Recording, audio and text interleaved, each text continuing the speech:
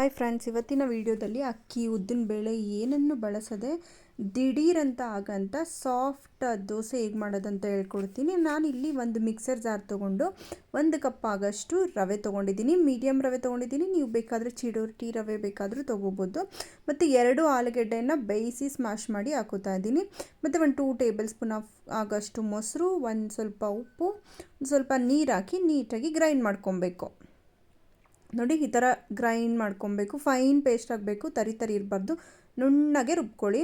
ಈಗ ದೋಸೆ ಹಿಟ್ಟಿಗೆ ಎಷ್ಟು ಕನ್ಸಿಸ್ಟೆನ್ಸಿ ಬೇಕು ನಾನು ಅಷ್ಟು ಇನ್ನು ಸ್ವಲ್ಪ ನೀರು ಹಾಕ್ಕೊತಾ ಇದ್ದೀನಿ. ಸ್ವಲ್ಪ ಗಟ್ಟಿ ಅನ್ನಿಸ್ತು ಅಷ್ಟು ನೀರು ಹಾಕ್ಕೊಂಡು ಮತ್ತೆ ಮಿಕ್ಸ್ ಮಾಡಿ, ಚೆನ್ನಾಗಿ ಮಿಕ್ಸ್ ಮಾಡಿ. ನೋಡಿ, ಈ ಥರ ಚೆನ್ನಾಗಿ ಮಿಕ್ಸ್ ಮಾಡಿ ಒಂದು 10 ನಿಮಿಷ ಸೈಡಿಗೆ ಎತ್ತಿಕ್ಬಿಡಿ. ಓಕೆನಾ? ಇವಾಗ ಒಂದು 10 ಮಿನಿಟ್ಸ್ ಆಗಿದೆ. ಇವಾಗ ನಾನು ಇದಕ್ಕೆ 1 ಪ್ಯಾಕೆಟ್ ಆಗಷ್ಟು ಈನೋ ತೊಗೋತಾ ಇದ್ದೀನಿ. ನಿಮಗೆ 6 ರುಪೀಸ್ದು ಚಿಕ್ಕದು ಈನೋ ಪ್ಯಾಕ್ ಬರುತ್ತಲ್ಲ, ಆ ಈನೋ ಪೌಡರನ್ನು 1 ಪ್ಯಾಕ್ ಆಗಷ್ಟು ಹಾಕೋತಾ ಇದ್ದೀನಿ. 1 ಪ್ಯಾಕ್ ಈನೋ ಹಾಕ್ಕೊಂಡು ಮತ್ತು ಚೆನ್ನಾಗಿ ಮಿಕ್ಸ್ ಮಾಡಬೇಕು. ಚೆನ್ನಾಗಿ ಮಿಕ್ಸ್ ಮಾಡ್ತಾ ನಿಮಗೆ ನಾರ್ಮಲಾಗಿ ಉದ್ದಿನಬೇಳೆ ಅಕ್ಕಿ ಎಲ್ಲ ಹಾಕಿ ನೆನೆಸಿರ್ತೀವಲ್ಲ, ಸೇಮ್ ಆ ದೋಸೆ ಹಿಟ್ಟು ಥರನೇ ಆಗುತ್ತೆ. ನೋಡಿ ಎಷ್ಟು ಚೆನ್ನಾಗಿ ಉದ್ಗಿ ಬಂದಂಗೆ ಆಗ್ತಾಯಿದೆ.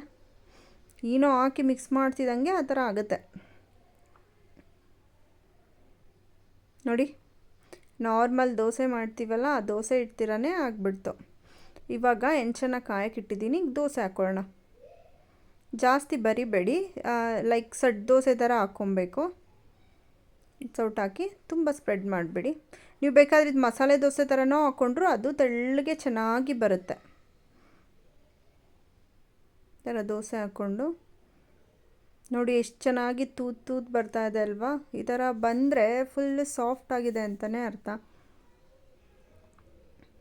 ಎಣ್ಣೆ ತುಪ್ಪ ಏನು ಬೇಕಾದರೂ ಹಾಕೊಬೋದು.